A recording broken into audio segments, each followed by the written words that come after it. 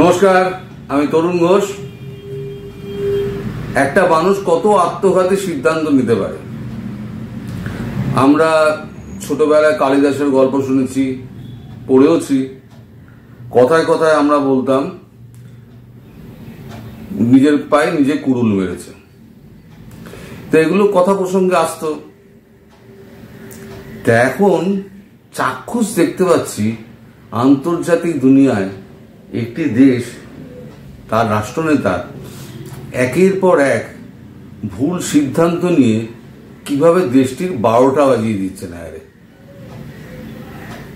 এবার আমি ভাবি যে আমি মালদ্বীপ নিয়ে বেশি কথা আমি বলবো না। একই কথা যদি আমি বারবার আপনাদের বলি, আপনারাও বলবেন যে আরে মশাই, আপনি মালদ্বীপ ছাড়া কি অন্য কোনো খবর খুঁজে পান না? আছে খবর, কিন্তু এই খবরগুলো মালদ্বীপের এমন এমন খবর বেরিয়ে আসে যে আপনাদের না জানিয়ে পরে আমার শান্তি হয় না। আচ্ছা, কিছুদিন আগে তো আপনারা দেখলেন যে ভারতবর্ষের সঙ্গে সম্পর্ক চুকিয়ে দিয়ে নিজের নাক কেটে আবার ভারতবর্ষের পায়ে এসে পড়লেন আমাদের মহামান্য প্রেসিডেন্ট মালদ্বীপের মোহাম্মদ মইজু।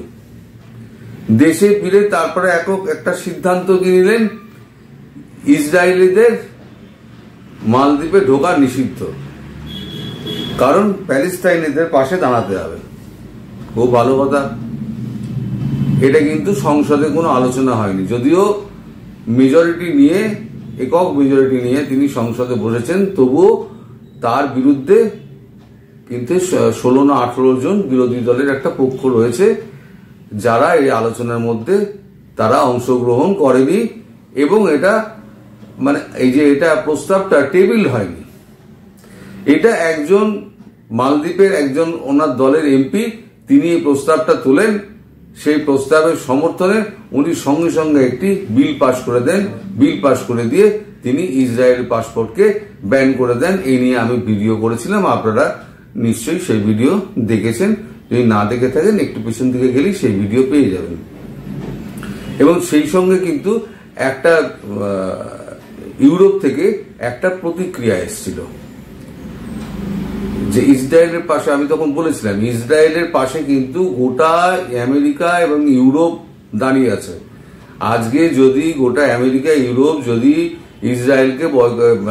ইসরায়েলের পাশে দাঁড়িয়ে যদি মালদ্বীপকে বয়কট করে, তাহলে মালদ্বীপের প্রেসিডেন্ট ডক্টর মোহাম্মদ মইজু যাবেন কোথায়? তার তো একটাই রোজগার, সেটা হচ্ছে পর্যটন শিল্প। ভারতের সঙ্গে এমন একটা সম্পর্ক তৈরি করে ফেলেছেন, ভারতীয় পর্যটকরা হাজার বলা সত্ত্বেও ভারতীয় পর্যটকরা অধিক মারায় না। মালদ্বীপের থেকে অনেক ভালো ভালো জায়গা রয়েছে, পয়সা খরচা করে মালদ্বীপে যাবে কেন? ভারতের দেশের লোকের তো পয়সার অভাব নেই, তারা বছরে মোটামুটি 2-3 বার তারা ঘুরে আসে। যদি বিদেশ যেতে হয় তাহলে বছরে একবার যাবে, 3 বার না গিয়ে দেশে একবার যাবে।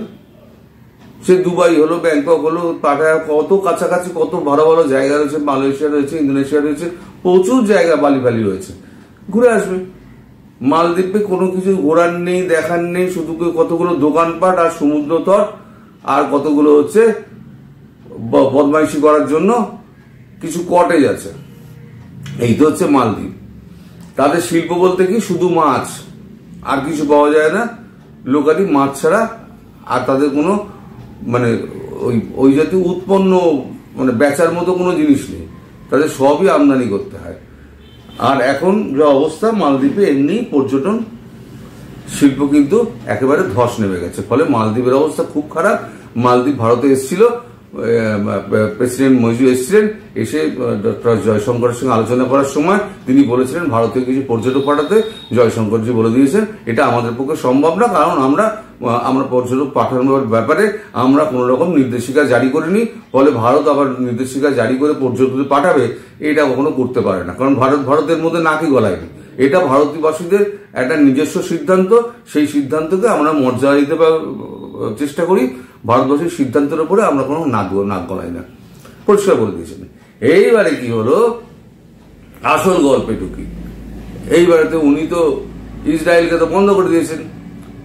তারপর ইউরোপিয়ান ইউনিয়ন নিজেদের মধ্যে একটা সিদ্ধান্ত নিয়ে, কিছুদিন আগে ইউরোপিয়ান ইউনিয়নের একটা হয়েছে, ভোট হয়েছে, সেখানে রাইট উইংস পার্টিগুলো ব্যাপক ভোটে জিতেছে।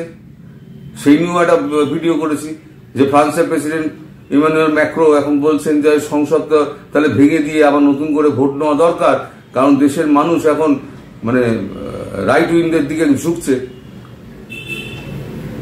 ইটালির জর্জিয়া মেলোনি বলুন, প্রধানমন্ত্রী জর্জিয়া মেলোনি, তারপর গ্রিট উইল্ডার্স নেদারল্যান্ডের ভাবি প্রধানমন্ত্রী, যিনি ব্যাপক ভোটে জিতেছেন, পরবর্তী প্রধানমন্ত্রী হবেন, এবং জার্মানির কিছু নেতা আছে রাইট উইং নেতা, তারা সমস্যাটা এবার বলছেন যে মালদ্বীপ মৌলবাদী শক্তিগুলো ওখানে আছে, যখন প্যালেস্তাইনের পাশাপাশি যখন দাঁড়াচ্ছে তাহলে এদের মধ্যে মৌলবাদ একটা ধীরে ধীরে জন্ম নিচ্ছে, ফলে ওখানে যাওয়াটা কিন্তু খুব ঝুঁকিপূর্ণ। এটা কেন হলো?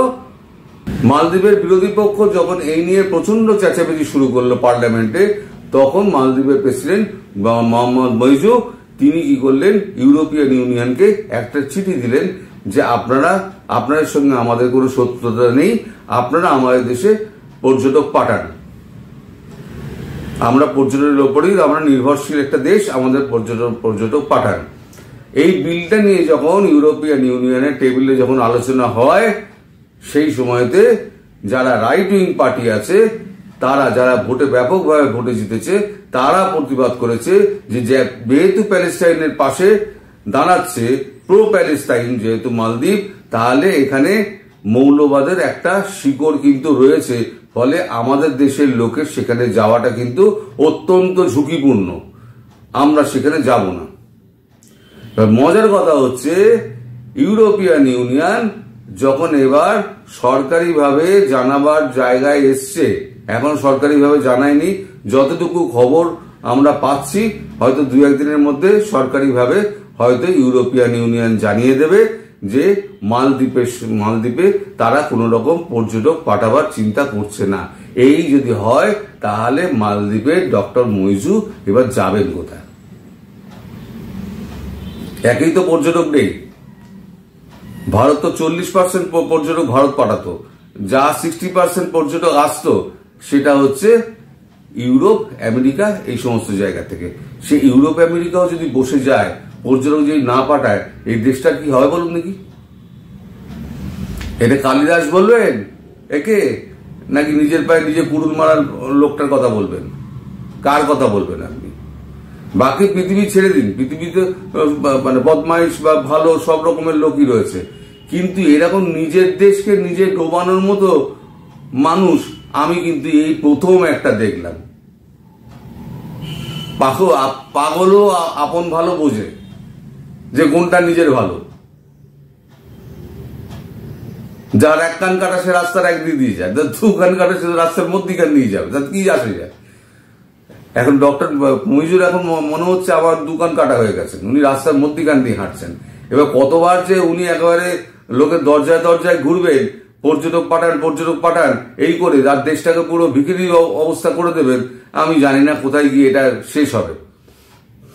তো আমার মনে হলো যে আন্তর্জাতিক এই কূটনীতি নিয়ে তো প্রচুর কথা হয়, এরকম একটা তুগলকি সিদ্ধান্ত, যে একটা ভোটে মানে তুগলকি সিদ্ধান্তের ফলে একটা দেশের অবস্থা কি হতে পারে সেটা আপনাদের জানানোর জন্যই আজকের এই ভিডিওটা করা। এই ভিডিওটা কেমন লাগলো একটু আমায় জানাবেন। আর এমনিতেই তো ভিউজ অত্যন্ত কমিয়ে দিয়েছে এখন ইউটিউবে, আপনারা একটুখানি শেয়ার করবেন, একটু লাইক দেবেন, তাহলে লাইকটা যদি দেন তাহলে যদি ভিডিও ভালো লাগে, না ভালো লাগলে তো লাইক দিতে বলবো না, যদি ভালো লাগে তাহলে একটা লাইক দেবেন, লাইকের উপরে ভিডিওর ভিউজটা একটু বাড়ে। আর সবাই ভালো থাকবেন, সুস্থ থাকবেন এবং সাবধানে থাকবেন, এই আশা করে ভিডিওটা শেষ করছি। নমস্কার।